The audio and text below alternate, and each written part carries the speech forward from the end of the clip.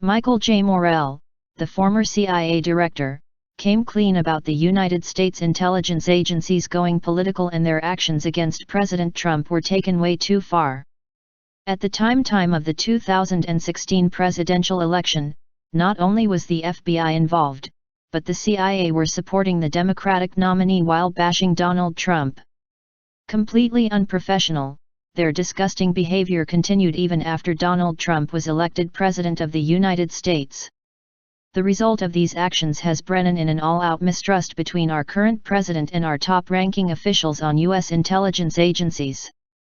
Now one former CIA director has come forward to show who's really to blame here. Remember former CIA director Mike Morell's lies about Benghazi? He totally covered for Hillary and the Obama administration after Benghazi. Could this be connected to the reason Morell is now coming clean about targeting Trump? Why is he admitting guilt now? Former acting CIA director Michael Morell thinks that intelligence agencies were too harsh to Trump during the campaign and presidential transition, according to an interview released Monday. Morell, who left the CIA in 2013 after serving as its acting director twice, endorsed Hillary Clinton in an August 2016 New York Times op-ed. Politico's Susan Glasner asked Morell if getting involved was a mistake, and the former CIA official said that it wasn't, but that there were downsides to it that I didn't think about at the time. I was concerned about what is the impact it would have on the agency, right?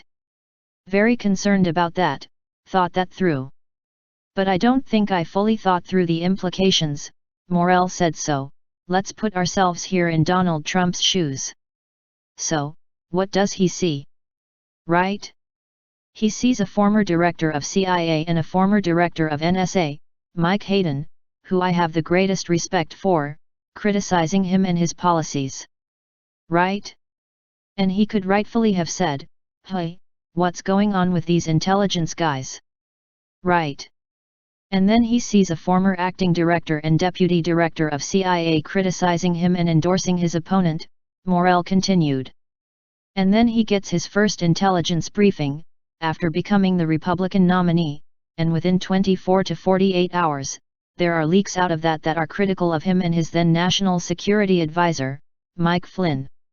Morell is referring to an NBC report that said Flynn was repeatedly interrupting briefers during the session.